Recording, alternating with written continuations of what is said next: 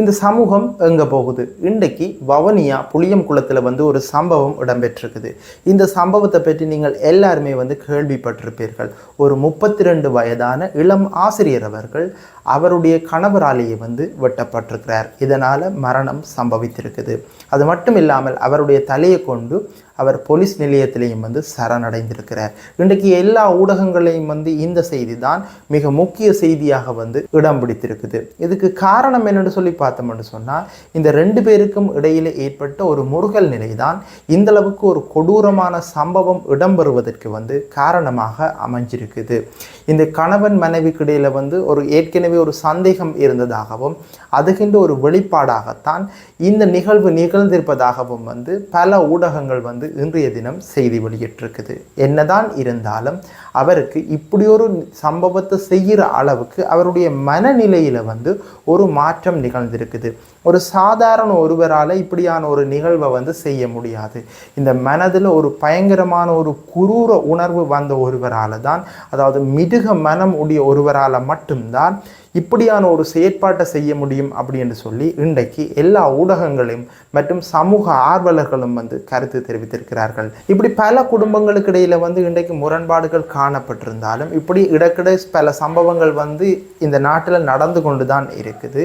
இருந்தாலும் இப்படியானவர்கள் வந்து இந்த நிலைக்கு போகாத அளவுக்கு வந்து அவர்களுடைய மனநிலையை வந்து நிச்சயமாக வளர்த்து கொள்ள வேண்டும். பிரச்சனை இல்லாத மனிதர்கள் அப்படின்னு சொல்லி யாருமே இருக்க மாட்டார்கள். எல்லாருக்குமே ஏதோ ஒரு வகையில் வந்து ஏதாவது ஒரு பிரச்சனை இருந்து கொண்டு தான் இருக்கும். ஆனால் அந்த பிரச்சனையில இருந்து மீள்வதற்கான என்ன வழிவகை என்பதை வந்து அவர்கள் தான் தேட வேண்டும். சிலருக்கு வந்து சில விடயங்களை வந்து ஏற்றுக்கொள்வது என்பது வந்து முடியாத காரியமாக இருக்கும். இந்த ஏற்றுக்கொள்ளா தன்மையின் காரணமாகத்தான் இவ்வாறான விபரீத சம்பவங்கள் வந்து நிகழ்வதற்கான வாய்ப்புகள் வந்து அதிகமாகவே இருக்குது. எனவே தான் இப்படியானவர்கள் வந்து அந்த சம்பவத்தை விட்டு விலத்துறது வந்து நல்ல விடயமாக இருக்கும்.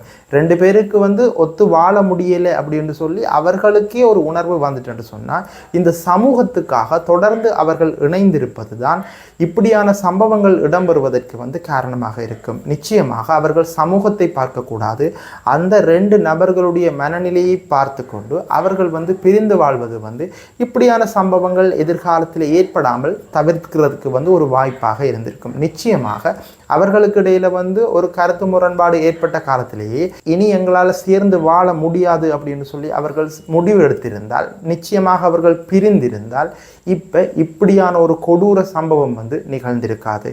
இது தொடர்பில் வந்து நிறைய பேர் வந்து கருத்து தெரிவிச்சிருக்கிறோம் அப்படின்னு சொல்லி சொன்னால், நிச்சயமாக அவர்கள் 2 பேருக்கும் இடையில வந்து ஏற்கனவே பிரிந்து வாழ ஒரு முடிவை எடுத்திருந்தால் இப்படி ஒரு சம்பவம் இன்றைய தினம் நிகழ்ந்திருக்காது என்பது தான் பலருடைய கருத்தாக இருக்குது. இது வந்து மிகவும் சரியான ஒரு கருத்தாகவும் தான் இருக்குது. பலர் வந்து இந்த சமூகத்துக்காக வந்து விருப்பம் இல்லாதவர்களோட தொடர்ந்து இணைந்து வாழ்ந்து கொண்டிருக்கின்றார்கள். இப்படியான ஒரு விடயம்தான் இப்படியான ஒரு கொடூரமான பல சம்பவங்களுக்கு வந்து வித்தாகவும் வந்து அமைந்து விடுது. இன்றைக்கு நிகழ்ந்த இந்த சம்பவம் வந்து 2 பேருடைய வாழ்க்கையை வந்து அளித்திருக்குது.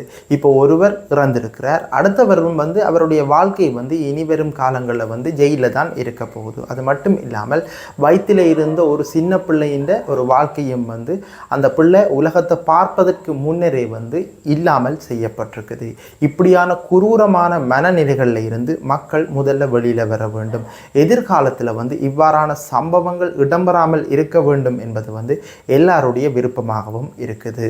இன்றைய தினம் 2வது சம்பவம் ஒன்று செவனகல என்ற இடத்துல வந்து இடம்பெற்றிருக்குது. அதாவது ஒரு 13 வயது சிறுமி அவருடைய அப்பாவுக்கு சொல்லியிருக்கிறார், எனக்கு வயிற்று குத்துது அப்படி என்று சொல்லியிருக்கிறார். உடனடியாகவே அந்த தந்தை அந்த பிள்ளையை வந்து ஹாஸ்பிட்டலுக்கு கூட்டி போயிருக்கிறார். ஹாஸ்பிட்டலில் அந்த பிள்ளையை செக் பண்ணி பார்த்தா அந்த பிள்ளை வந்து கர்ப்பமாக இருப்பது வந்து உறுதி செய்யப்பட்டிருக்குது. இதன் தொடர்ச்சியாக வந்து இந்த கர்ப்பத்துக்கான காரணம் யார் என்பது தொடர்பில் வந்து ஆராயப்பட்டிருக்குது. அப்படி ஆராய்ஞ்சு கொண்டு போய்க்க தான் அந்த பிள்ளை வந்து தொடர்ச்சியாக பக்கத்தில் உள்ள ஒரு பன்சலைக்கு போய் வந்திருக்குது. அந்த பன்சலையில் உள்ள ஒரு பௌத்த பிக்கு ஒருவரால் தான் இந்த பிள்ளை வந்து இப்படி ஆக்கப்பட்டிருக்கிறார் என்பது வந்து அந்த தந்தைக்கு வந்து வெளிச்சமாகி இருக்குது. உடனடியாகவே இந்த தகவல் பரவிய ஒரு கொஞ்ச நேரத்திலேயே அந்த ஊர் மக்கள் எல்லாருமே சேர்ந்து அந்த பிக்குவை வந்து உடனடியாக கைது செய்ய வேண்டும் அப்படின்னு சொல்லி போராட்டம் நடத்தி இருக்கிறார்கள்.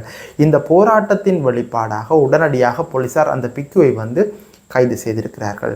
இந்த சம்பவம் வந்து என்னத்தை எடுத்துக்காட்டுதுன்னு சொன்னால், இந்த சமூகம் ஒரு மோசமான பாதையை நோக்கி செல்வதை வந்து எடுத்துக்காட்டுது. ஒரு சமூகத்தை நல்வழிப்படுத்த வேண்டிய ஒரு பௌத்த துறவி என்றாலே எங்களுக்கு எல்லாருக்குமே விளங்கும். இந்த புத்தர் வாழ்ந்து காட்டிய ஒரு பாதையில் வந்த இந்த பௌத்த துறவிகள் வந்து இலங்கையில் அவர்கள் வந்து சரியான வழிகளை பின்பற்றி வந்து பௌத்த துறவிகளாக வந்து இருப்பதில்லை. இந்த குற்றச்சாட்டு நீண்ட நாட்களாகவே மக்களால் முன்வைக்கப்பட்டு கொண்டிருக்குது. ஆனால் இந்த பௌத்த துறவிகள் வந்து சகல சுகபோக வாழ்க்கையும் அனுபவித்து கொண்டு ஒரு சிலர் வந்து இப்படி தவறான நடவடிக்கைகளையும் வந்து ஈடுபட்டு கொண்டிருக்கின்றார்கள். பலருடைய இந்த தவறுகள் வந்து வெளிச்சத்துக்கு வாரையில், ஒரு சிலருடைய தவறுகள் வந்து வெளிச்சத்துக்கு வருகிறது. அப்படி வரைக்கையும் வந்து உடனடியாக அதுகளை மூடி மறைப்பதற்கான சம்பவங்கள் வந்து கடந்த காலங்களில் வந்து இடம்பெற்றிருக்குது. ஆனால் இந்த அரசாங்கத்தின் காலப்பகுதியில் இப்படியான சம்பவங்கள் வந்து இடம்பெறுவதற்கு வாய்ப்புகளே இல்லை. நிச்சயமாக குற்றங்கள் செய்த அனைவருக்குமே வந்து அவர்களுக்குரிய தண்டனைகள் வழங்கப்படும் அப்படின்னு சொல்லி ஏற்கனவே ஜனாதிபதி அனுரகுமார திசாநாயக்க அவர்கள் வந்து சொல்லியிருக்கிறார். எனவேதான் இந்த பௌத்த பிக்குவின் கைதுகள் தொடர்பில் வந்து எந்த விதமான அரசியல் அழுத்தங்களும் வந்து இருக்காது அப்படின்னு சொல்லி நம்பலாம். இன்றைக்கு நடந்த இந்த 2 சம்பவங்களுமே வந்து இந்த சமூகத்தின் ஒரு மோசமான செயற்பாட்டினை வந்து எடுத்து காட்டுது. இந்த சமூகம் வந்து இந்த மோசமான செயற்பாடுகளில் இருந்து நிச்சயமாக மீள வேண்டும். என்னோட சொன்ன இந்த சமூகத்தில் வாழ்கின்ற மக்கள் எல்லாருக்குமே வந்து அமைதியாகவும் நிம்மதியாகவும் வாழ வேண்டும் என்ற எண்ணம் இருக்குது. எனவே தான் நிச்சயமாக இந்த தனி மனித குரூரங்கள் வந்து தவிர்க்கப்பட வேண்டிய ஒன்று. அது மட்டும் இல்லாமல் இந்த சமூகத்தில் இடம்பெறுகின்ற பிறழ்வான நடத்தைகளையும் வந்து நிச்சயமாக இல்லாமல் செய்வதற்கு வந்து அனைவரினதும் ஒத்துழைப்பும் வந்து அவசியமாக இருக்குது. இந்த 13 வயது பிள்ளையை பொறுத்த மட்டும் அந்த பிள்ளை எங்கே போகுது வருகுது எவ்வளவு நேரம் மினக்கடுது என்பது தொடர்பில் அவருடைய தந்தை ஏற்கனவே ஆராய்ந்திருந்தால் நிச்சயமாக இந்த தவறு வந்து இடம்பெற்றிருக்காது. அவர்கள் வந்து அந்த பிள்ளை எங்கே போகுது எப்போ வருது என்பது தொடர்பில் சரியான கவனம் இல்லாமல் இருந்ததன் காரணமாகத்தான் இன்றைய தினம் இப்படி ஒரு சம்பவம் வந்து இடம்பெற்றிருக்குது. எனவே தான் பெற்றார்கள் தங்களுடைய பிள்ளைகள் எங்கே போகினம் வருகினம் என்பது தொடர்பில் வந்து மிகுந்த கவனமுடையவர்களாக இருக்க வேண்டும். சரியாக பெற்றார்கள் தங்களுடைய பிள்ளைகளை கண்காணித்தால் இவ்வாறான சம்பவங்கள் இடம்பெறுவதை வந்து நிச்சயமாக தவிர்க்கலாம். முகந்தெரியாத நபர்களோடு பழகப்படுதல், அது பௌத்த துறவியாக இருந்தாலும் அவர்களுடைய மத தலைவர்களாக இருந்தாலும் யாராக இருந்தாலும் சரி, முகம் தெரியாத ஒரு நபருடன் உங்களுடைய பிள்ளைகளை வந்து பழகவிடும் போது மிகவும் அவதானமாக இருக்க வேண்டும் என்பதைத்தான் இன்றைய தினம் இடம்பெற்ற இந்த சம்பவம் வந்து உங்களுக்கு எடுத்து கூறுது. எனவே உங்கள் பிள்ளைகளுடைய கவனம் தொடர்பில் நீங்கள் மிகுந்த அவதானமாக இருக்க வேண்டும் என்பதுதான் இந்த காணொளி வாயிலாக நான் சொல்ல வருகின்ற விடயம். அது மட்டும் இல்லாமல் உங்களுடைய மன எண்ணங்களை வந்து குரூரமான முறையில் வந்து வளர்த்து கொள்ளக்கூடாது. எங்களுக்கு ஏதாவது ஒரு பிரச்சனை ஏற்பட்டால் அந்த பிரச்சனையை விட்டு வெளியில் நிச்சயமாக வர வேண்டும். அல்லாவிட்டால் அந்த பிரச்சனையிலிருந்து ஒதுங்கி கொள்ள வேண்டும். இது இரண்டும் தான் நாங்கள் தொடர்ச்சியாக மனிதர்களாக இந்த உலகத்தில் வாழ்வதற்கு வந்து அடிப்படையாக அமையும் என்பதில் எந்த விதமான சந்தேகமும் இல்லை. மீண்டும் புதியதொரு விடயம் சம்பந்தமான காணொளியில் சந்திப்போம். நன்றி.